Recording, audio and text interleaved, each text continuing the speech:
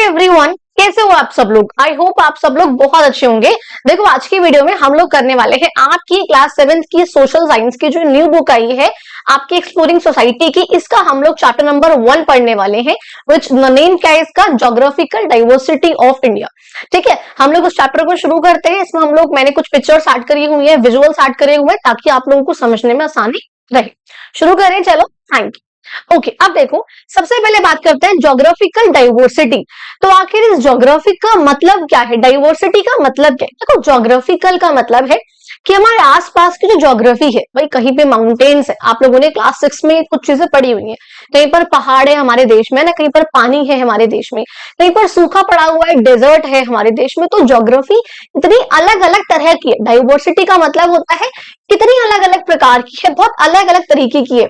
ऐसा नहीं है कि हर जगह हमारे इंडिया में पानी ही पानी है, ऐसा भी नहीं है कि हर जगह हमारे इंडिया में बहुत ज्यादा डेजर्ट वाला एरिया है, या हर जगह माउंटेन्स है, या हर जगह आपके प्लेन है, ऐसा नहीं है। भाई कहीं पर ऊपर माउंटेन है, कहीं पर आपका पानी है, कहीं पर सूखा पड़ रहा है, कहीं पर फॉरेस्ट है, अलग अलग जगहों पे अलग अलग चीज है। उसी की हम बात कर रहे हैं। इंडिया की जो ज्योग्राफी है ना, जो कहीं पे माउंटेन्स है या जो भी चीजें हैं, जो टेरेन है, जो लैंड है, जो भूमि है, वो कितनी डाइवर्स तरह की है, कितनी अलग अलग प्रकार की है, उसके बारे में हम लोग उस चैप्टर में पढ़ने वाले हैं। शुरू करें, ठीक है, समझ में आ गई वाला। आगे देखो, कह रहे हैं to us by its very geography the country India appears to be quite distinct from other countries and that itself gives it a certain national character। देखो क्या कह रहे हैं, हमारे लिए जो हमारे अर्थ की ज्योग्राफी है, हमारे अर्थ की क्या है, जो ज्योग्राफी है, यानी कि जो अलग अलग लैंड है, कहीं कहीं पे जो है भूमि पे पानी है, कहीं पे डेजर्ट है भूमि पे, कहीं पे उसी लैंड पे फॉरेस्ट है, ये अलग अलग चीजें हैं। तो ये ज्योग्राफी है हमारे इंडिया की, ये हमें डिस्टिंक्ट, डिस्टिंक्ट का मतलब क्या होता है, अलग लगती है बाकी अदर कंट्रीज से। और इसी वजह से यही वो चीज है जिसकी वजह से हमने इंडिया को नेशनल कैरेक्टर दिया है, एक नेशन का कैरेक्टर दिया है। ये बात कही किसने? देखो ये हमारे श्री अरबिंदो जी हैं, उन्होंने ये बात कही, एक फिलोसफर थे, उन्होंने ये बात यही है। ठीक है, आगे देखो। देखो यहाँ पे दिखा रखा है कर्नाटक का ना, ये एक व्यू दिखा रखा है। कर्नाटक में ना जॉग फॉल्स है। देखो फॉल यानी कि वाटरफॉल की बात कर रही हूं मैं, वाटरफॉल है। आप कर्नाटक में दिखा रखा है, ये जॉग फॉल नाम है इसका। Notice the plateau and the waterfall. आप प्लेट्यू देखो, प्लेट्यू देखो क्या, जो ऊपर का एरिया है ना, ये सारा का सारा, ये वो पूरा का पूरा ये प्लेट्यू वाला लैंड है। प्लेट्यू होता क्या, आप आगे भी समझोगे। मान लो कोई भी लैंड है, वो थोड़ा सा उठा हुआ है, अब अगर उठ के वो ऐसे हो गया है तो वो हिल हो जाएगा भाई, है ना, वो हिल है, माउंटेन है, ऐसे करके ऐसे होता है ना माउंटेन्स, ये वो है। लेकिन अगर मैं कहूं कोई भी एक ऐसा लैंड हो थोड़ा सा उठाओ, हो पहले ऊपर की तरफ उठा हो लेकिन फिर फ्लैट हो सारे में, उसे हम बोलते हैं प्लेट्यू। देखो क्या है कि पहले ऐसे उठा हुआ लैंड है, फिर देखो सारे में ये फ्लैट है ना, इसलिए इसे हम बोलते हैं बेटा प्लेट। अच्छा, अब देखो वही आपको बता रहे हैं यहाँ पर कि ये जो प्लेट्यू है इसके बारे में क्या कहा गया है कि आप इसको देखो और वाटरफॉल को देखो, जो ऊपर से गिरते हैं ना वाटरफॉल, उसकी बात कर रहे हैं। The power of the waterfall is converted into electricity, hydro electricity, hydro means water, और इलेक्ट्रिसिटी का मतलब है बिजली। जो स्पेशल टर्बाइन, देखो यहाँ पे क्या कह रहे हैं, आप एक चीज सोचो, तो मैंने इसलिए यहाँ पे पिक्चर लगाई है आप लोगों के लिए। देखो क्या होता है जब बहुत ऊंचाई से, आप सोचो बहुत ऊंचाई से पानी एकदम से गिर रहा है, भाई पानी में बहुत ताकत होती है, बहुत एनर्जी होती है। तो जब पानी ऊपर से इतनी तेजाई से, इतनी तेज स्पीड से गिर रहा होता है ना, तो नीचे आप देखोगे यहाँ पे नीचे देखो तो स्टीम सी भी हो रही है ना, स्टीम उड़ रही है, हो रही है, क्यों हो रही है? क्योंकि भाई बहुत ज्यादा एनर्जी है, बहुत ताकत है पानी में। आप देखिए बाढ़ आती है तो सब कुछ डूब जाता है ना, पानी है वो तो सिर्फ, लेकिन पानी में जब बहुत सारा हो और एक साथ बहुत स्पीड से आता है, बहुत एनर्जी से आता है, तो बहुत ताकत उसके अंदर होती है। वही यहाँ पर कह रहे हैं, आराम से देखो पानी आ रहा था ऐसे ऐसे करके आगे तक, आराम से दूर से फ्लो हो रहा है, लेकिन जैसे यहाँ से ऊंचाई से नीचे गिरता है, बहुत तेज स्पीड पे गिरता है। और यहाँ पे देखो मैंने पिक्चर लगाया है, यहाँ मान लो ये आपके इस तरीके से यहाँ पानी इकट्ठा हो रखा है, जब बहुत तेज जो स्पीड से नीचे की तरफ गिरता है ना, तो हम क्या कहते हैं, नीचे ना यहाँ पे जनरेटर, अब एक टरबाइन लगा होता है। टरबाइन का मतलब क्या, वो घूमता है ऐसे ऐसे करके, मान लो पानी आया तो वो घूम रहा है, पानी आ जा रहा है वो घूमे जा रहा है, जितनी तेज स्पीड से पानी आ रहा है वो घूमे जा रहा है। और जब ये टरबाइन जो वो लगा होता है ना, आप देखो यहाँ पे टरबाइन सा लगा है, गोल गोल चक्री जैसा, वो घूमता है, और ये जो वहां से एनर्जी निकलती है, भाई वो घूम रहा है ना, वहां से एनर्जी निकल रही है, वो एनर्जी या वो इलेक्ट्रिसिटी मैं कहूँ, वो निकल के जनरेटर में जाती है, जनरेटर में वो और कन्वर्ट होती है। वहां से आप देखोगे जो अलग अलग गलियों में, एरियाज में ट्रांसफॉर्मर लगे होते हैं ना, वो एनर्जी उस जनरेटर से, जहां से एनर्जी जनरेट हुई है ना, वहां से ट्रांसफार्मर में जाएगी और फिर वहां से जो है अलग अलग टावर में जाती है। आप देखो इस तरीके से, उसके बाद ट्रांसफार्मर में जाएगी, फिर अलग अलग टावर्स पे जाएगी इस तरीके से, और फिर ये टावर से हमारे घरों में आती है ऐसे ही बिजली। ठीक है, तो यानी कि जब वो बिजली हाइड्रो इलेक्ट्रिसिटी हो, हाइड्रो का मतलब क्या है, हाइड्रो का मतलब है पानी, तो जब वो इलेक्ट्रिसिटी, जब वो बिजली पानी की स्पीड से बन रही हो, पानी से बन रही हो, उसे हम बोलते हैं बेटा हाइड्रो इलेक्ट्रिसिटी। अब मान लो वही चीज अगर हवा से बन रही हो, हवा में देखा आपने विंड मिल वगैरह होती है ना, विंड मिल घूम रही है, बहुत तेज हवा चल रही है, विंड मिल घूम रही है, तो उस विंड मिल से जो एनर्जी है वो आपके जनरेटर में जाएगी, जनरेटर से ट्रांसफार्मर में, और वहां से इलेक्ट्रिसिटी हमारे घरों में टावर्स के थ्रू आएगी। तो क्या अगर वो विंड से बन रही है तो विंड इलेक्ट्रिसिटी हो जाएगी, लेकिन अगर वो पानी से बन रही है तो वो क्या है बेटा, हाइड्रो इलेक्ट्रिसिटी। ये बात समझ में आई?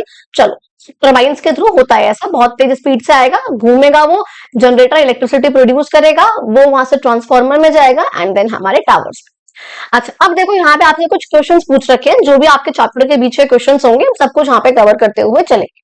क्या कहते हैं देखो, व्हाट आर सम की ज्योग्राफिकल फीचर्स ऑफ इंडिया। कह रहे हैं इंडिया कौन कौन से अलग अलग ज्योग्राफिकल फीचर्स है। ज्योग्राफी का मतलब मैं बता चुकी हूँ क्या है, जो अलग जो लैंड है, और वहां पे बहुत अलग अलग तरीके का है, कहीं पर भूमि पे, लैंड पे सिर्फ प्लेन लैंड है, कहीं पर उसी लैंड पर मिट्टी है, कहीं पर उसी लैंड पे फॉरेस्ट है, कहीं पर उसी लैंड पे पानी है, अलग अलग माउंटेन्स है, प्लाट्यू है, अलग अलग चीजें हैं, लेकिन वो एक ही है। लेकिन तो क्या ज्योग्राफी बहुत अच्छी है, डाइवर्स है बहुत ज्यादा, तो वही कह रहे हैं कौन से ज्योग्राफिकल फीचर्स है हमारे इंडिया के। तो क्या क्या हो जाएंगे, सबसे ऊपर आप देखोगे यहाँ पे हमारी हिमालयाज है, आपकी हिमालयन रेंज है यानी कि माउंटेन्स है। उसके आप नीचे आओगे, आपको यहाँ पे देखने को मिलेंगे नदर्न प्लेन्स, ये बहुत इंपॉर्टेंट है, उस चैप्टर में हम इन्हीं सब के बारे में पढ़ेंगे कि हमारे इंडिया में कितनी डाइवर्सिटी है, कितनी अलग अलग प्रकार की जो है चीजें है, डाइवर्सिटी बहुत ज्यादा है। अच्छा, तो क्या कह रहे हैं यहाँ पे, तो सबसे ऊपर हिमालयाज है, उसके नीचे आप यहाँ पे देखोगे नदर्न प्लेन्स है, साइड में आप देख रहे हो यहाँ पे डेजर्ट है भैया हमारा। ठीक है, अच्छा, अब जो ये साइड वाला पार्ट है सारा का सारा प्लेट्यू पेनिनसुला का, ये जो ब्लू वाला पार्ट है, ये सब आपके कोस्टल प्लेन्स है। क्या है ये, कोस्टल प्लेन्स, आगे हम समझेंगे सब कुछ। और यहाँ पे जो बीच वाला पार्ट है, ये सब हमारा पेनिनसुलर प्लेट्यू है। क्या होती है सब चीजें आगे हम लोग सब कुछ समझने वाले हैं, बट आपको पता होना चाहिए कि हाँ, ज्योग्राफिकल फीचर्स कौन कौन से हैं इंडिया के, तो कौन कौन से भैया, हिमालयाज भी हैं, प्लेन्स भी हैं, कोस्टल प्लेन्स भी हैं, है ना, और हमारा डेजर्ट भी है, अलग अलग चीजें हैं। और आप जहाँ पे आप देखोगे अगर वहां पे आइलैंड भी है ना, सी भी है, अलग अलग है। अब यहाँ पे पूछ रहे हैं हमसे सेकंड क्वेश्चन में, how does India geographical diversity affect our lives. ये जो इंडिया की ज्योग्राफिकल डाइवर्सिटी है, जो इतनी विभिन्नता है ना ज्योग्राफी में हमारी इंडिया की, किस तरीके से हमारी जिंदगियों को इफेक्ट करता है, अफेक्ट करता है। तो कैसे करेगा, मान लो माउंटेन है, अब आपको भी पहलगाम अटैक हुआ है, आपको पता होगा ना थोड़ा बहुत उस चीज के, कि भाई पहलगाम में मुस्लिम्स ने, जो पाकिस्तानी है, उन्होंने ऐसे टेररिस्ट वगैरह ने हिंदुओं को मारा है। तो क्या है, कहाँ पे मारा है, ऊपर पहलगाम में। पहलगाम क्या है, माउंटेन वाला एरिया जहाँ पे लोग घूमने के लिए जाते हैं। अब यानी कि माउंटेन है तो लोग घूमने के लिए जा रहे हैं, यानी कि टूरिस्ट है वो टूरिज्म की तरफ बढ़ावा दे रहे हैं। अच्छा, अब जो प्लेन वाला एरिया है, नदर्न प्लेन्स जहाँ पे हम लोग रहते हैं, मान लो पंजाब है, यूपी है, दिल्ली है, हरियाणा है, जो ये लोग इन जगहों पे रहते हैं, बिहार वगैरह में और मेघालय वाले पार्ट में, उन्हें पता है कि उनके यहाँ पर खेती बहुत ज्यादा होती है, अच्छी खासी। ठीक है, हब भी है, मान लो नोएडा वगैरह है तो वहां पर वो हब भी है, अच्छा टेक्नोलॉजी वाला, यानी कि बहुत अलग अलग चीजें हैं। अच्छा, जो कोस्टल प्लेन्स है वहां पे हम मान लेते हैं भैया, वहां पे भी अच्छी खासी हमें जगह देखने को मिलती है। जो प्लेट्यू वाला पार्ट है, यहाँ पे मिनरल्स देखने को मिलते हैं। जो ये आपका आइलैंड है, यहाँ पे अलग देखने को मिलता है। जो बे ऑफ बंगाल हमारी सी है एक, और ये अरेबियन सी है, यहाँ पे अलग चीजें आपको देखने को मिलती हैं। यानी कि किस हमारी जो लाइफ है वो बहुत अफेक्ट हो रही है। अगर आप माउंटेन्स में देखोगे तो भाई वहां पे टूरिज्म की तरफ बढ़ावा दिया जा रहा है, नदर्न प्लेन्स में एग्रीकल्चर कर रहे हैं हम, तो वहां से हम पैसा कमा रहे हैं, तो हमारी इकोनॉमी में हर एक तरीके से अलग अलग चीजें जो है वो इम्पैक्ट डाल रही है, उसको कंट्रीब्यूट कर रही है। चलो आगे देखते हैं हम लोग। देखो यहाँ पे आपको दिखा रखे हैं राकेश शर्मा जी, क्या है, कौन है ये हमारे पहले इंडियन एस्ट्रोनॉट हैं जो कि स्पेस में गए थे। ये रहे ये राकेश शर्मा, पहले इंडिया के एस्ट्रोनॉट है जो कि स्पेस में गए थे, 1984 में गए थे। इनका नाम है राकेश शर्मा। इन्होंने ना उस समय के spoke with the then prime minister of India, इन्होंने उस समय के जो प्राइम मिनिस्टर थी जिनका नाम था इंदिरा गांधी, उनसे ये कहा था। क्या कहा था? जब जब इंदिरा गांधी ने उनसे पूछा था ना, मान लो कि स्पेस में गए हैं, तो स्पेस में यानी कि इतना ऊपर गए हैं, वहां से ना पूरा वर्ल्ड दिख रहा है, पूरी अर्थ, पूरी धरती दिख रही है गोल गोल। तो इंदिरा गांधी ने इनसे पूछा था कि भाई जब तुम ऊपर गए थे, तुमको हमारा इंडिया कैसा लगा देखने में, कैसा था सब कुछ? तो इन्होंने कहा, ही रिप्लाइड, सारे जहां से अच्छा हिंदुस्तान हमारा। ठीक है, इन्होंने ये कहा था, बेटर देन द वर्ल्ड, पूरे मतलब पूरे वर्ल्ड से अच्छा, सारे जहां से अच्छा। उन्होंने पूछा इंडिया कैसा लगा आपको ऊपर स्पेस से देखने में नीचे, उन्होंने कहा सारे जहां से अच्छा, पूरे वर्ल्ड से बेटर। कहते हैं this is the title of a well known poem है अर्ली 20th सेंचुरी, यानी कि 20th सेंचुरी में पोम भी आई थी, उसका ही टाइटल भी है सारे जहां से अच्छा। ओके, अब देखो यहाँ पर कह रहे हैं, लेट्स एक्सप्लोर करते हैं थोड़ा सा। Look at the map of India at the end of this book. आपको इस बुक के एंड में आप देखोगे, आपको मैप दिख रहे होंगे, फिजिकल मैप, पॉलिटिकल मैप। कह रहे हैं आप इसमें क्या ऑब्जर्व कर पा रहे हो, उसमें आप देखोगे आपको अलग अलग प्रकार के लैंड फॉर्म देखने को मिल रहे हैं। लैंड बहुत अलग अलग प्रकार के हैं, कहीं पे माउंटेन्स हैं, है ना, जिसे हम बोलते हैं सीनरी तरीके, सीनरी टाइप का बना है ना, आप लोगों ने बचपन में बहुत। प्लेट्यू देखने को मिल रहा है, प्लेन्स देखने को मिल रहे हैं। ओके, जैसे हमने यहाँ पे देखा ना, देखो यहाँ पे हमारे माउंटेन्स ये रहे, ठीक है, प्लेन वाला एरिया ये रहा, प्लेटियो आपका ये रहा, तो ये सब एरिया है। अच्छा, फिर कह रहे हैं what do the different colours on the map mean. अब आपको देखो मैप में ना अलग अलग कलर देखने को मिल रहे होंगे, कहीं आपको ब्राउन कलर देखने को मिल रहा होगा, कहीं आपको ग्रीन कलर देखने को मिल रहा होगा, आपको ब्लू कलर देखने को मिल रहा है। तो इस तरीके से हर एक कलर जो है मतलब अलग अलग होता है। आप देखोगे जो ब्राउन कलर आपका माउंटेन्स के लिए होता है, जो ब्लू कलर आपका वो पानी के लिए होता है, ग्रीन कलर आपका प्लेन्स के लिए होता है। तो अलग अलग कलर है, फॉरेस्ट वगैरह के लिए, ट्रीज वगैरह के लिए ग्रीन होता है। तो हर एक चीज के लिए आपको अलग अलग कलर जो है देखने को मिल रहे होंगे। चलो ठीक है, अब यहाँ पे देखो कह रहे हैं, as you go through this chapter remember to refer periodically to the physical map। भाई जैसे बता रहे हैं कि जैसे जैसे आप इस चैप्टर में आगे बढ़ते रहो, एक बार घुमा घुमा के ना बार बार फिजिकल मैप को देखते रहना।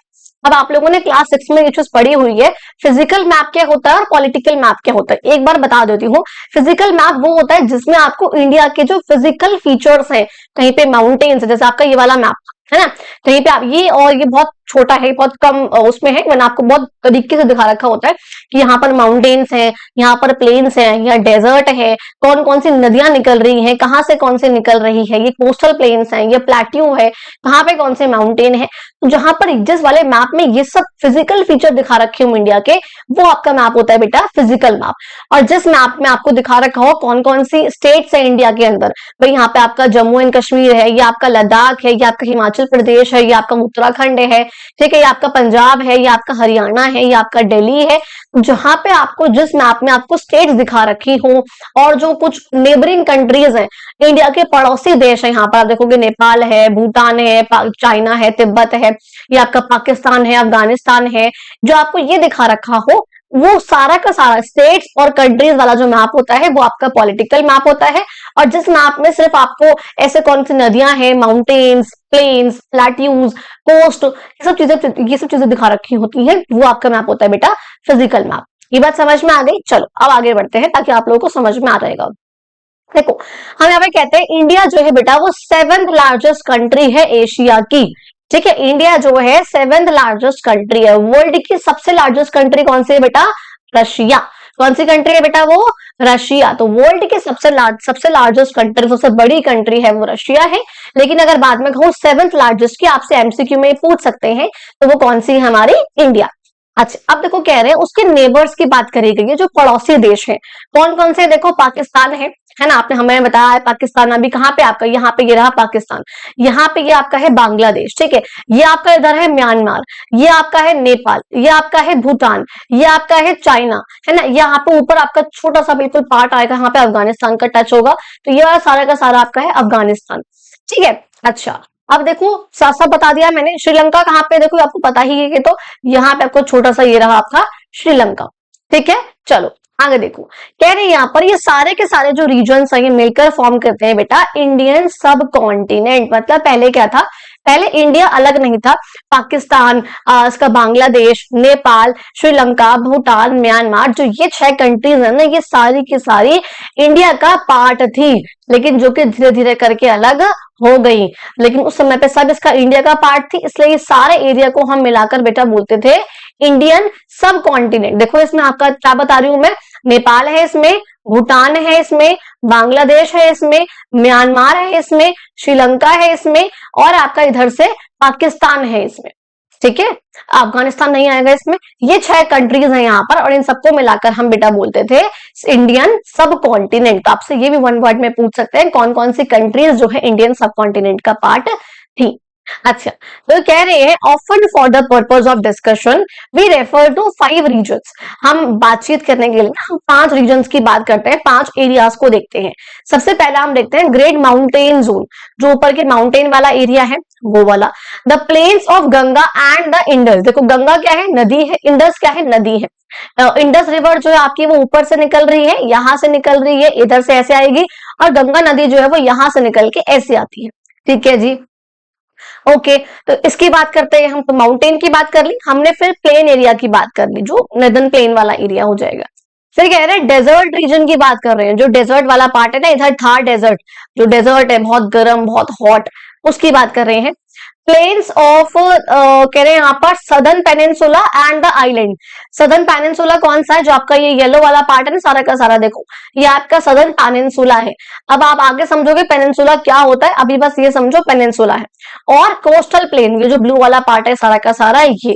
तो हम इन 5 रीजन्स की बात करते हैं, माउंटेन, फिर आपका नदर्न प्लेन्स, फिर डेजर्ट हो जाएगा, फिर प्लेट्यू हो जाएगा, और फिर कोस्टल प्लेन्स हो जाएंगे, ठीक है। अच्छा जी, ठीक है। अब यहाँ पर कह रहे हैं इस चैप्टर में हम लोग इन सारे ही जोन्स के बारे में पढ़ेंगे, सारी इंफॉर्मेशन आपको मिलेगी, इनके साथ फीचर्स आपको देखने को मिलने वाले, ठीक है। और आपको इस बहुत जल्द समझ में आ जाएगा कि इंडिया बहुत बड़ा है और बहुत डाइवर्स है, बहुत विभिन्न है हमारे इंडिया। ओके, अब देखो हम पढ़ते हैं फर्स्ट अब आपका हिमालयाज, हिमालयन माउंटेन रेंज के बारे में पढ़ते हैं। देखो क्या कह रहे हैं यहाँ पर, Himalayan mountain range stands as a natural barrier in the north. देखो आपके नॉर्थ में सबसे पहले आपके हिमालयाज हैं, यहाँ पर, यहाँ से शुरू हो जाते हैं एक्चुअली, और इस तरीके से करते करते करते इंडिया के बाहर भी है वैसे तो, ये नेपाल वगैरह में भी है, और इस तरीके से चाइना में भी आते हैं यार, ऐसे ऐसे करते करते मैं बना देती हूँ आपके लिए, और ये ऐसे ऐसे करते करते ये रहे, ये आपके हैं बेटा हिमालयाज, ठीक है जी। अब देखो क्या है, ये नॉर्थ है, नॉर्थ है ना, नॉर्थ साउथ ईस्ट वेस्ट ऐसे ही है ना। एक बार यहाँ पे लिख देती हूँ बेशक मैं, नॉर्थ ईस्ट वेस्ट और ये आपका साउथ, ठीक है। नॉर्थ में नेचुरल बैरियर, बैरियर का मतलब क्या होता है, कोई भी चीज जो उसको रोकती है।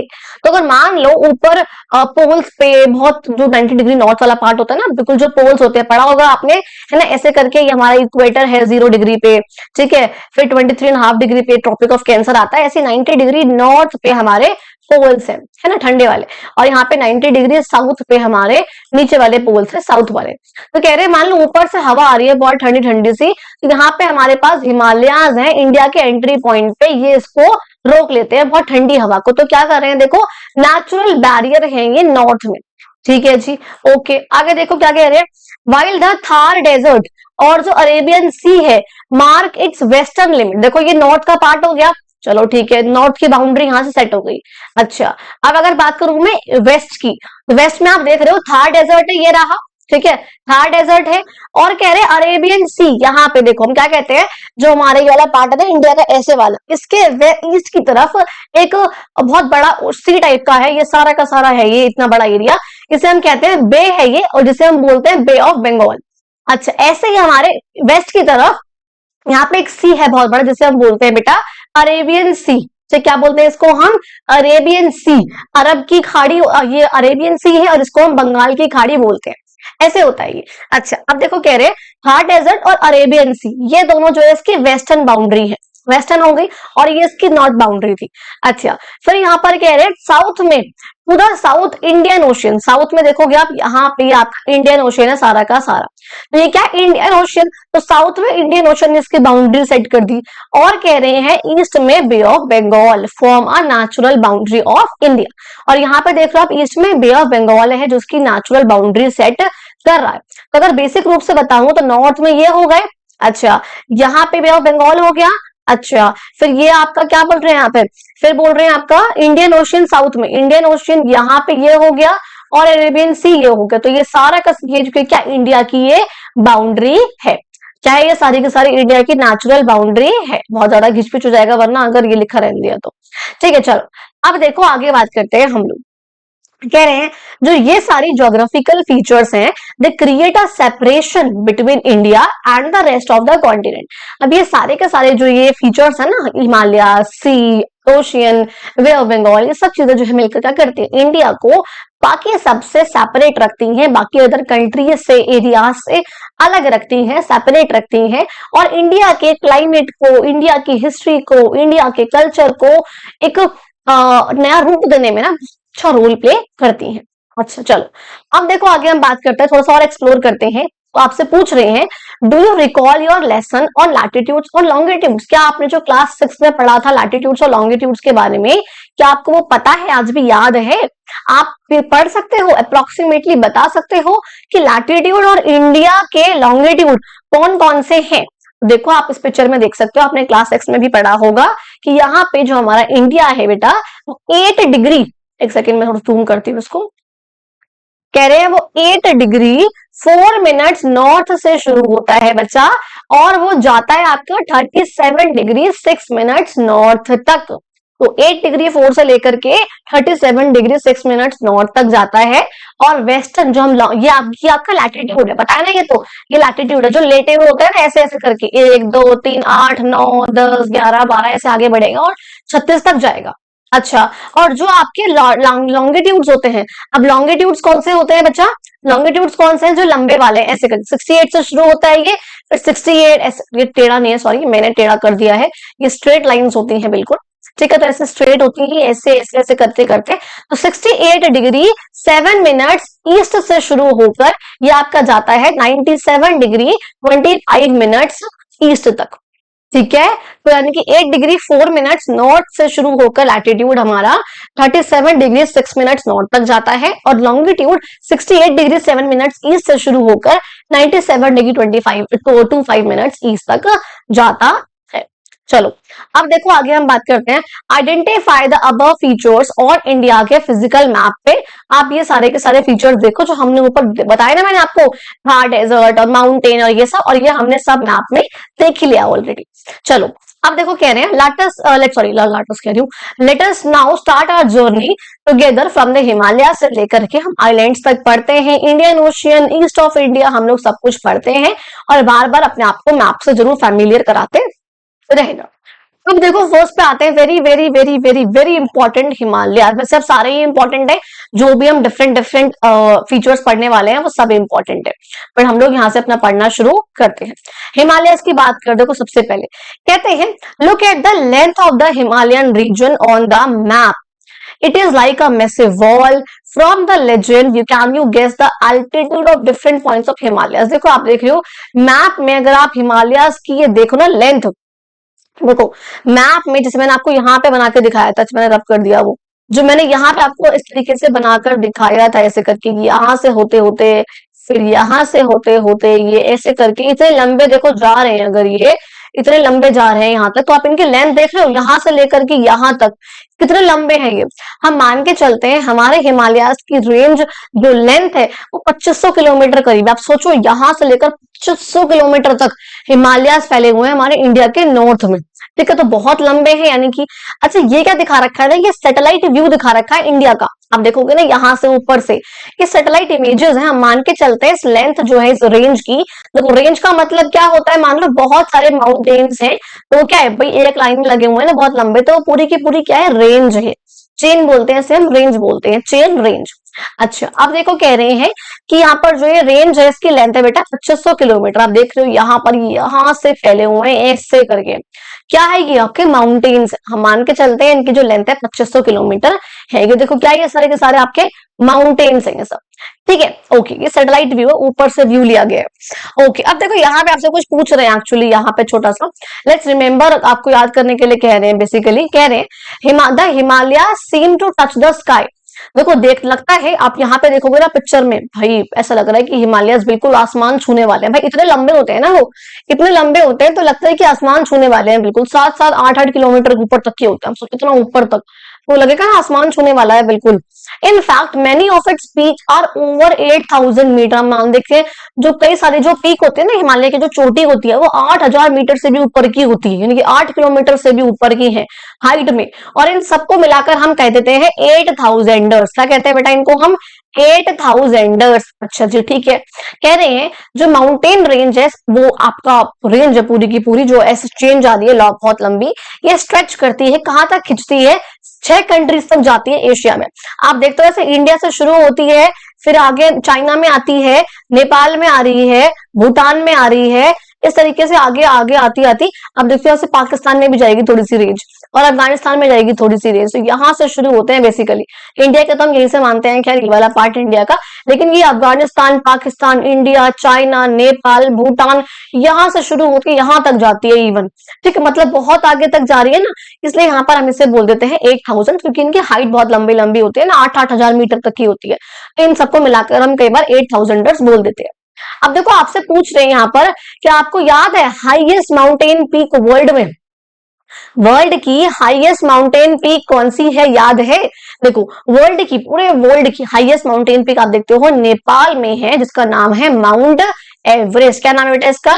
Mount Everest. आप देखोगे इसकी जो हाइट है ना वो 8,848 मीटर है, यानी कि आप मान सकते हो 8 किलोमीटर और 848 मीटर। कितनी ज्यादा इसकी हाइट है, यहाँ पे नेपाल के बिल्कुल बॉर्डर पे आता है ये। ठीक है, और ये वर्ल्ड का सबसे हाईएस्ट माउंटेन है, वर्ल्ड की हाईएस्ट माउंटेन पीक है। अब आप लोगों को मुझे कमेंट बॉक्स में बताना होगा कि इंडिया की हाईएस्ट माउंटेन पीक कौन सी है। ठीक है, मैं क्वेश्चन भी पूछूंगी ना भाई, है ना, तो आपको बताना होगा मुझे इंडिया की हाईएस्ट माउंटेन पीक कौन सी है। ओके, अब देखो यहाँ पे कह रहे हैं समर में the snow on the mountain melt होती है and feeds major rivers such as Ganga, Indus, Brahmaputra. कह रहे हैं जो जब गर्मी आती है ना भाई, गर्मियों में क्या होता है भाई, सन बहुत तेज होता है तो धूप बहुत ज्यादा होती है, गर्मी ज्यादा होती है, तो उस टाइम पे जो बर्फ होती है ना माउंटेन्स वगैरह पे, वो सब पिघल जाती है, मेल्ट हो जाती है, और वहां से आपकी नदियां निकल रही होती हैं, तो और ज्यादा पानी जो यहाँ पे फ्लो होता है। इस वजह से यहाँ पे आप देखते हो यहाँ से इंदस रिवर निकलती है, उसमें बहुत ज्यादा पानी आता है, यहाँ से गंगा आती है, यहाँ पे पानी आएगा, यहाँ से आपकी ब्रह्मपुत्र आती है, इस तरीके से आएगी वो यहाँ से ऐसे करके, और यहाँ पे इसमें पानी आता है। इंदस, गंगा और ब्रह्मपुत्र ये नॉर्थ इंडिया की बहुत 3 मेजर नदियां हैं ये, जो कि ये सब इनको जो है पानी कहाँ से मिलता है? हिमालय से मिलता है, और इनमें जो पानी है वो पूरे के पूरे साल रहता है।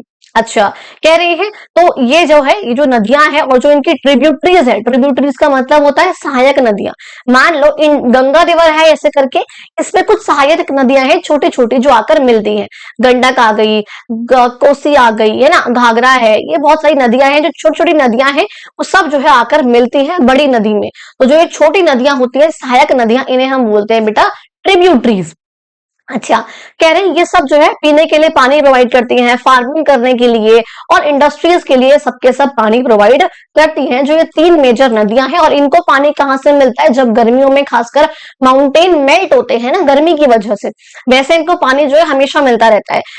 मानसून की वजह से मिलेगा, फिर बारिश की वजह से मिलेगा, मतलब मानसून बारिश, फिर इन्हें माउंटेन्स मेल्ट हो रहे हैं तो वहां से मिलेगा, नदियां निकल रही हैं तो मिलता रहता है इनको पानी। वैसे तो हमेशा इन नदियों में पानी रहता है, लेकिन फिर भी यहाँ पर कह रहे हैं, और इस तरीके से ये हेल्प करती हैं अलग अलग लोगों की, सौ मतलब मिलियंस ऑफ लोगों की ये हेल्प करती हैं, किसी को फार्मिंग से, किसी को इंडस्ट्री के लिए, किसी को पीने के लिए। कहते हैं हेंस, इसीलिए आप हिमालयस को कई बार कहते हैं water tower of Asia.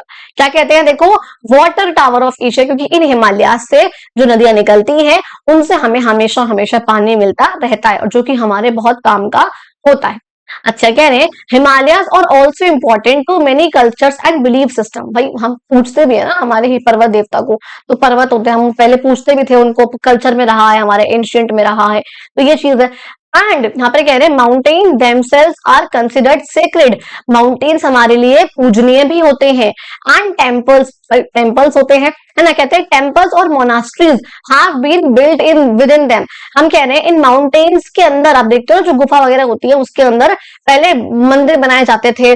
Monasteries का मतलब क्या होता है? जहां पर पहले के समय के जो मॉन्क होते थे, मान लो बुद्धिस्ट है तो उसके जो भिक्षुक वगैरह होते हैं ना, जो मानते हैं उस रिलीजन को फॉलो करते हैं और उसके लिए जगह जगह भिक्षु लेते हैं, तो वो जो उनको फॉलो करते हैं उन्हें हम, वो लोग रहते थे इस मोनास्ट्रीज में। तो मोनास्ट्रीज बेसिकली क्या थी? वो जगह जहां पर ये मॉन्क हैं, जो अलग अलग भिक्षु हैं, अलग अलग रिलीजन के, ये रहते हैं, पूजा वगैरह करते हैं, अपने रिलीजन को मानते हैं, उसको पूजते हैं, इन जगहों को हम बोलते हैं मोनास्ट्रीज। तो ये सब भी पहले माउंटेन्स के अंदर बनाई जाती थी। अच्छा, जिस जहां से अलग अलग जगहों से, वर्ल्ड से लोग आते थे प्रे करने के लिए।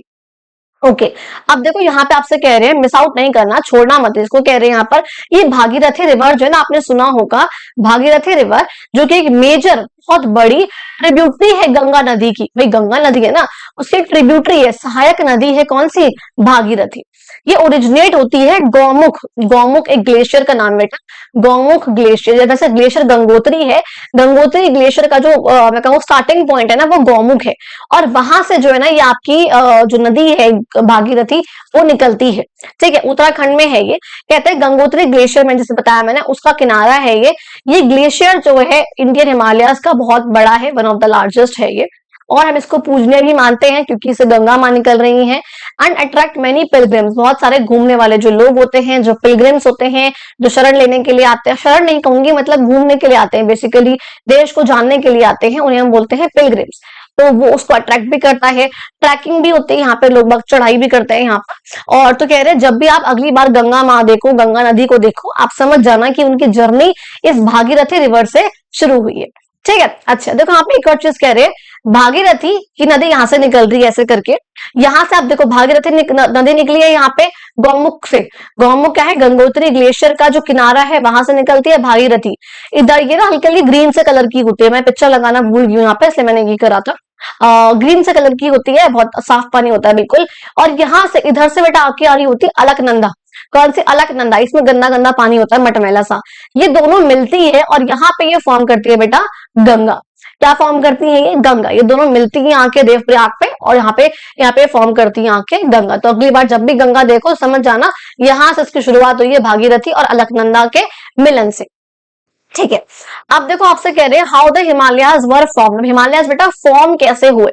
अच्छा देखो, पहली बात, वीडियोस थोड़ी सी अच्छी अच्छी लंबी लंबी होंगी, कोई ये नहीं 1 घंटे में मैंने पूरा चैप्टर करा दिया, क्योंकि मैं इसको पूरे एक डिटेल में, एज जैसे आप ट्यूशन पढ़ रहे हो, आप स्कूल में जाकर पढ़ रहे हो, मैं उसके तरीके से आपको वीडियोस को पढ़ा रही हूँ, लाइन बाय लाइन सबको समझाते हुए।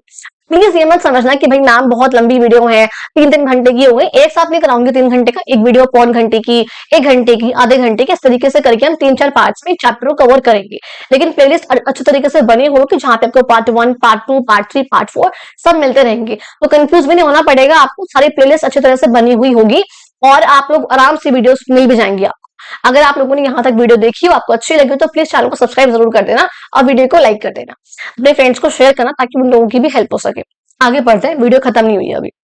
ओके, तो यहाँ पे कह रहे हैं how the Himalayas were form. हालांकि आखिर अब जो हिमालयाज हैं वो बने कैसे, उसको देखते हैं हम लोग। ठीक है, हिमालय जो पर्वत है बने कैसे, बहुत इंटरेस्टिंग सा स्टोरी एक्चुअली इसके पीछे। कहते हैं बहुत समय पहले इंडिया जो है ना एक बहुत बड़ा लैंड मास था।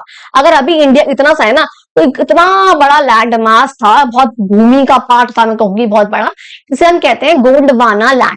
आप देखोगे 2 थे एक्चुअली, एक ऊपर का पार्ट था जिसे हम बोलते हैं बेटा लॉरेशिया। क्या बोलते हैं इसको? लॉरेशिया। अच्छा, एक नीचे का पार्ट था यहाँ पे जिसे हम बोलते हैं गोंडवाना लैंड। यहाँ पे लिखा हुआ है गोंडवाना लैंड। ये 2 थे, अलग अलग पार्ट थे, ऊपर लॉरेशिया, नीचे गोंडवाना। अच्छा, कह रहे हैं जहां पे इसका पड़ोसी देश था अफ्रीका, यहाँ पे अफ्रीका था। At some point it broke away and slowly started moving north.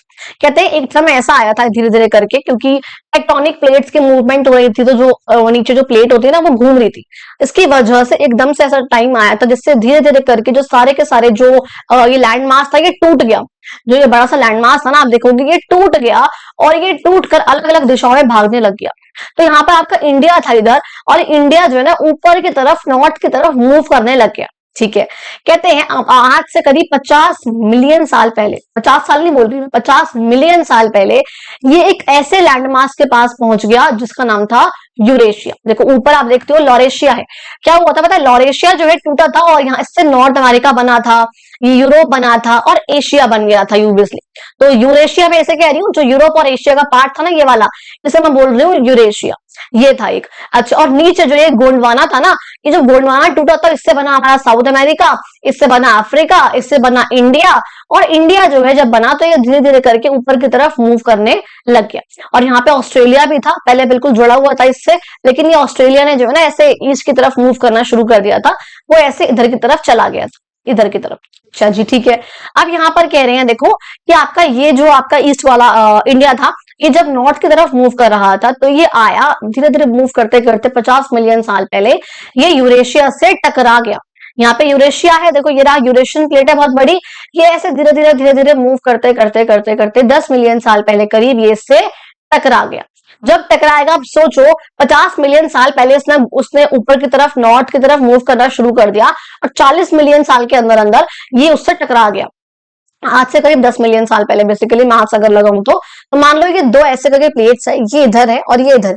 मैं ऐसे करके बहुत तेज मतलब आराम आराम से आ रही हूँ और मैं यहाँ इसको धक्का दूं एकदम से, मतलब मैं एकदम से टक्कर लगा दूं।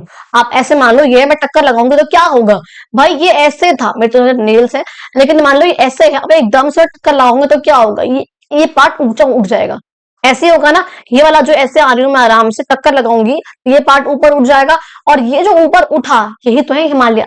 ये आपका अच्छा खासा एशिया वाला पार्ट है, जो यूरेशिया है, चाइना वगैरह है अभी यहाँ पर, और यहाँ पे मैं आ रही हूँ आराम से धीरे धीरे धीरे धीरे और मैं टकरा गई और ये पार्ट एकदम से उठ गया, जिससे क्या फॉर्म हुआ, आपके हिमालय फॉर्म हुए।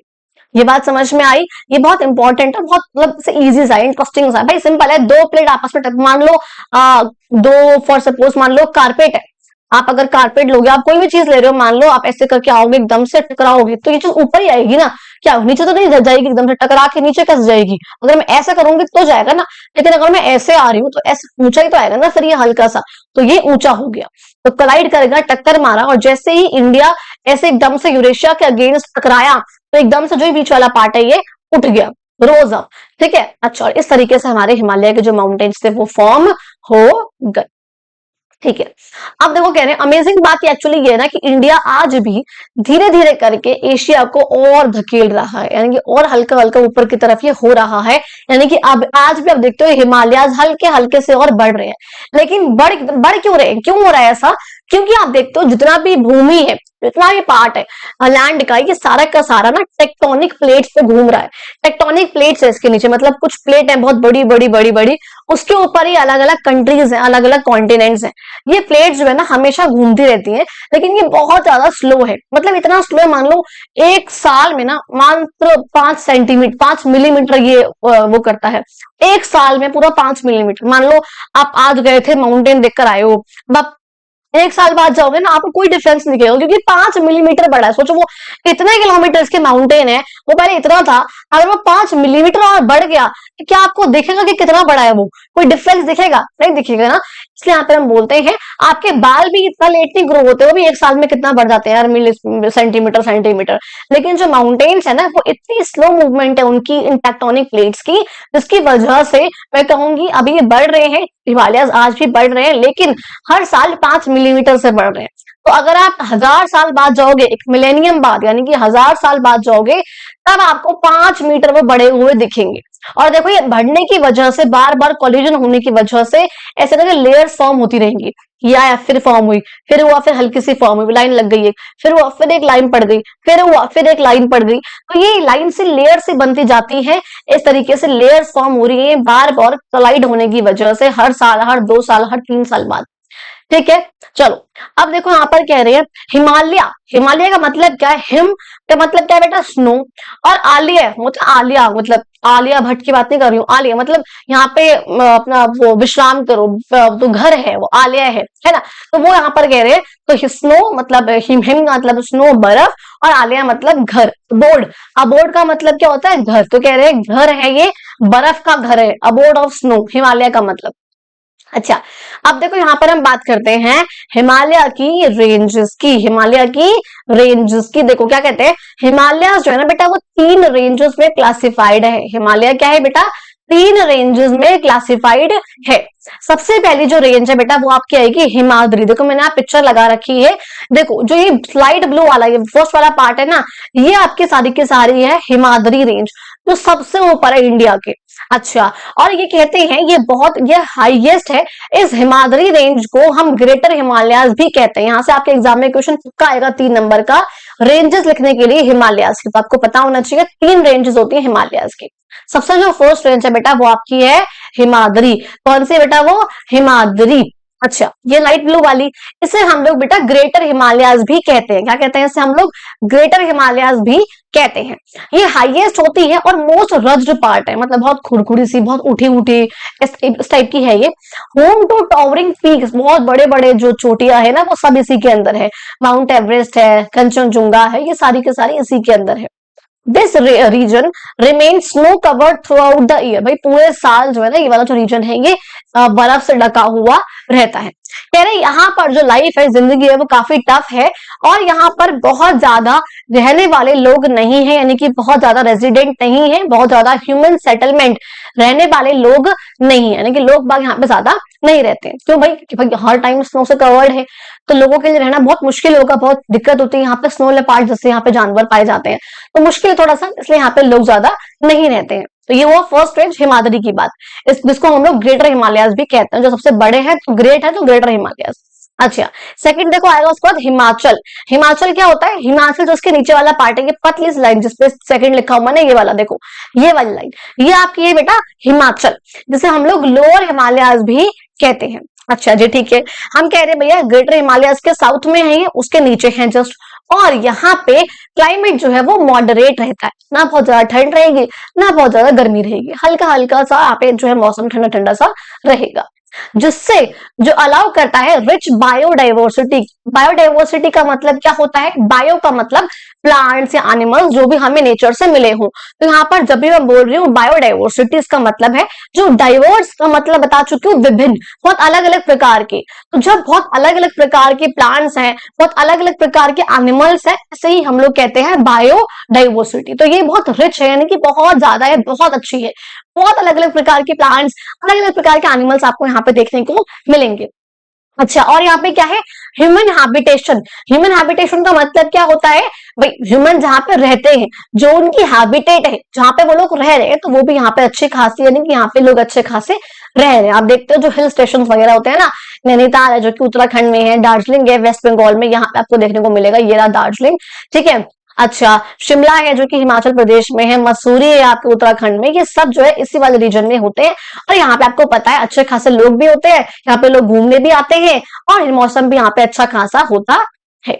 अच्छा, ये वो सेकंड वाली हो गई जिसे हमने लोअर हिमालयास बोला है। आप देखो लास्ट वाली पाएंगे हम, जो थर्ड वाली है जिसे हम बोलते हैं बेटा शिवालिक्स, ये वाली, ठीक है। कौन सी है ये आपकी? शिवालिक्स। अच्छा, कह रहे हैं कि आउटर हिमालयास है, बिल्कुल लास्ट में आउटर है, बिल्कुल ठीक है। अच्छा, और आउटर बहुत लोएस्ट रेंज है ये, जिसमें आपके कहूंगे रोलिंग हिल्स है, छोटे छोटे से हिल्स हैं, बहुत बड़े बड़े माउंटेन्स वगैरह नहीं है, और डेंस फॉरेस्ट है, बहुत घने घने जंगल है। कहते हैं ये जो फुट हिल्स है, फुट हिल्स मैंने क्यों बोला है? जो हिमालय का मैं कहूँ जो निचला हिस्सा होता है ना, बिल्कुल पैरों वाला निचला, बिल्कुल एंड जहां पर, यहीं पे आते हैं शिवालिक्स। तो ये आप इस वाले एरिया को इसलिए हम बोलते हैं फुट हिल्स।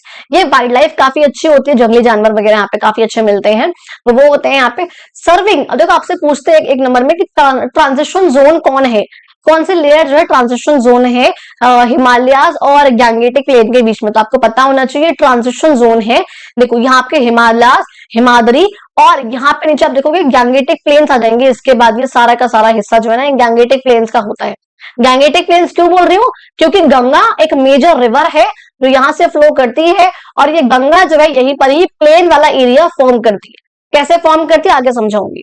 अच्छा, तो वही यहाँ पर कह रहे हैं हिमालयास और गैंगेटिक प्लेन के बीच में, जिसे हम नदन प्लेन भी कहते हैं बीच वाले एरिया को, इनके बीच का ट्रांजिशन जोन ये है। तो हिमालय और गैंगेटिक प्लेन के बीच का ट्रांजिशन जोन कौन सा है? ये थर्ड वाली जो लेयर है जिसे हमने बोला है शिवालिक, ठीक है। अच्छा, अब आप ये सोचना एक बार कि मैम जब हम वैष्णो देवी जाते हैं तो वैष्णो देवी में जम्मू में है, तो वहां पे हमें बर्फ तो देखने को नहीं मिलती है हर समय, गर्मी में जाएंगे तो नहीं मिलेगी, क्योंकि जो आपका वैष्णो देवी माता जी का मंदिर है वो आपका बिल्कुल यहाँ पे, ये रहा, ठीक है, बिल्कुल यहाँ पे। और देखो कौन सी लेयर में आ गया? ये थर्ड वाली लेयर में आ गया शिवालिक। इसलिए यहाँ पे हर टाइम बर्फ तो नहीं मिलती है, क्लाइमेट बिल्कुल नॉर्मल रहेगा, ठंड में ठंड होगी, गर्मी में खूब गर्मी भी होती है, ठीक है। इसलिए यहाँ पर ये बताया गया है, मैंने इसे लिख दिया यहाँ पे स्पेशली। अच्छा, फिर देखो आपको अगर ये जानना है कि भाई कौन से जो रीजन है, कौन से स्टेट में आ रहा है ये, तो आप देख रहे हो हिमाद्री वाला जो रीजन है सबसे लाइट वाला, ये आपका जम्मू एंड कश्मीर में आ रहा है ऊपर का पार्ट, ठीक है। लद्दाख का पार्ट आ रहा है पूरा का पूरा, नेपाल भी है, वैसे तो चाइना भी है, और अरुणाचल प्रदेश है, और थोड़ा बहुत यहाँ पे असम वाला पार्ट भी है। तो आप मैंने स्टेट्स भी यहाँ पे लिखी हुई है। हिमाचल तो बता ही दिया आपको ऑलरेडी, जम्मू एंड कश्मीर का पार्ट भी है, ये आपका हिमाचल भी है, उत्तराखंड भी है ना, या आपका हल्का सा पंजाब आएगा, बहुत थोड़ा सा असम आएगा, मेघालय आएगा, ये सब इस वाले पार्ट हो जाएंगे। शिवालिक में देखो कौन कौन सी स्टेट्स आ रही हैं, जम्मू एंड कश्मीर तो आ ही रहा है, पंजाब है, हरियाणा है, उत्तराखंड है, ये असम है, मिजोरम है, नागालैंड है, ये सब प्ले स्टेट्स जो है यहाँ पर आ रही है। ठीक है, अब यहाँ पे देखो वही पूछ रहे हैं, क्या आप लोकेट कर सकते हो स्टेट्स कौन कौन सी है इन सारे हिमालय के पास में, आप मैं आपकी हेल्प ले लो, मैंने आपको बता दिया। अच्छा, अब देखो एक और चीज बता रहे हैं आपको, मिस आउट मत करना, ऐसा बोल रहे हैं। ट्रेडिशनल कंस्ट्रक्शन हाउस जो है ना, बता रहे हैं यहाँ पे ट्रेडिशनल हाउस का बहुत पुराने जमाने में, उस टाइम पे जो घर बनते थे ना इस वेस्टर्न हिमालय वाले रीजन में, यानी कि इस वाले रीजन में जो वेस्टर्न हिमालय, ये वाला पार्ट जो है सारा का सारा ये वाला, यहाँ पर एक घर बनते थे इस प्रकार के, जैसे हम बोलते थे काटकुनी हाउस। क्या बोलते थे ने हम? काटकुनी या कथकुनी हाउस, या धज्जी देवारी भी कहते थे, धज्जी देवारी। अच्छा, अब इनका नाम याद रखना, थोड़ा सा एमसीक्यू में पूछ लेता है कई बार, या वन वर्ड में पूछ सकता है। कह रहे हैं जी जो भी आसपास लोकल में जो स्टोन होती है, लोकल में जो वुड वगैरह अवेलेबल है ना, उससे ये बनते हैं, और ये दो काम करते हैं इस प्रकार का घर जो बने होते हैं। एक तो ये घर को गर्म रखते हैं, ठीक है जी, और दूसरा जब अर्थक्वेक वगैरह आते हैं ना, अगर छोटे मोटे माइल्ड बहुत हल्का सा अगर अर्थक्वेक आया है, भूकंप आया है, तो उसमें डैमेज ना हो, डैमेज को रोकते हैं, ठीक है, डैमेज को बचाते हैं, डैमेज से घर को। अच्छा, यहाँ पे देखिए एक और चीज यहाँ पे कह रहे हैं, मिस आउट मत करना, कह रहे हैं ग्रेट हिमालयन नेशनल पार्क है आपका हिमाचल प्रदेश में। हिमाचल प्रदेश में एक नेशनल पार्क है ग्रेट हिमालयन नाम का, उसमें बहुत ज्यादा डाइवर्सिटी है, विभिन्नता है। फ्लोरा, फ्लोरा का मतलब होता है बेटा प्लांट्स, प्लांट्स की बहुत वैरायटी है, और फोना, फोना का मतलब होता है बेटा एनिमल्स, इसकी बहुत वैरायटी है, यहाँ पे तो बहुत डाइवर्सिटी है। इस पार्क को डिक्लेयर करा गया है क्या? यूनेस्को के द्वारा वर्ल्ड हेरिटेज साइट। देखो यूनेस्को क्या है? एक ऐसी ऑर्गेनाइजेशन है यूनाइटेड नेशन की, जो कि एजुकेशन, साइंटिफिक और कल्चर, इन तीनों ही चीजों का बहुत ध्यान रखती है, और इसी के बेसिस पर भाई कोई भी एरिया है बहुत कल्चरली बहुत अच्छा है, हिस्टोरिक वैल्यू है बहुत, उसकी बहुत सुंदर है, और साइंटिफिक वैल्यू भी है, इंपॉर्टेंट भी है, इन रीजंस, इन बेसिस पे किसी भी जगह को अगर यूनेस्को जो है ना वर्ल्ड की हेरिटेज यानी कि संभाल के रखने वाली साइट जगह के रूप में डिक्लेयर कर देता है। और इसने इस जो ये ग्रेट हिमालयन नेशनल पार्क है ना, ग्रेट हिमालयन नेशनल पार्क है, इसको भी डिक्लेयर करा हुआ है, क्योंकि कहा है कि जो गवर्नमेंट है वो इसको प्रिजर्व रखेगी, भाई बहुत इंपॉर्टेंट है, साइंटिफिकली इंपॉर्टेंट है। आप देख रहे हो बहुत सुंदर एरिया है, आप देखोगे यहाँ पर कितना ये सीनिक व्यू आ रहा है पूरा का पूरा, ये मैनल है एक्चुअली, आप देखोगे यहाँ पर क्या है, मैनल है, ये मोनल जिसे हम बोलते हैं ना, हिमालय की मोनल एक बोर्ड है ये वो है। ये आप देखोगे मोनास्ट्री है, मोनास्ट्री मैंने कहा था ना, जहां पर मॉन्क जो भिक्षुक वगैरह होते थे वो आकर रहते थे, पूजा करते थे, अपने रिलीजन को फॉलो करते थे, ये वो जगह है। ये बीज रिवर है, ब्यास रिवर जो है ना इंडस की ट्रिब्यूटरी है, बीज रिवर ये वो है। अब ये तो पता है स्नो लेपर्ड है, ये आसपास जो कुछ फ्रूट्स वगैरह हैं जो ग्रो होती हैं जो हम बिक रहे हैं, ये वो हो जाएगा लोकल मार्केट में। और ये रॉडेंड्रॉन एक ये प्लांट है जिससे एक शरबत बनती है, एक शरबत बनती है इस फ्लावर से, तो वो यहाँ पे दिखा रखा है। तो आप देख रहे हो बहुत सुंदर है, ब्यूटी है, कल्चरली बहुत अच्छा है, हिस्टोरिकली बहुत इंपॉर्टेंस है, इसलिए यूनेस्को ने इस जगह को वर्ल्ड हेरिटेज साइट के रूप में डिक्लेयर करा हुआ है। ठीक है, समझ में आ गया यहाँ तक का? यहाँ तक पढ़ते हैं इस वाली वीडियो में, ठीक है। आई होप आप लोगों को वीडियो अच्छी लगी हो, आई होप आप लोगों को चैप्टर समझ में आया। अगर वीडियो अच्छी लगी तो प्लीज चैनल को सब्सक्राइब करना, वीडियो को लाइक करना, अपने फ्रेंड्स को शेयर करना, और कमेंट में जरूर बताना आपको यहाँ तक की पार्ट कैसा लगा। नेक्स्ट वीडियो हम लोग कल कवर करने वाले इसके आगे का कोल्ड डेजर्ट, और जो उसके बाद वाला सारा का सारा पार्ट हमारा रह जाएगा गैंगेटिक प्लेन वगैरह, वो सब हम करने वाले हैं। Thank you so much, and मिलते हैं अपनी अगली वीडियो में।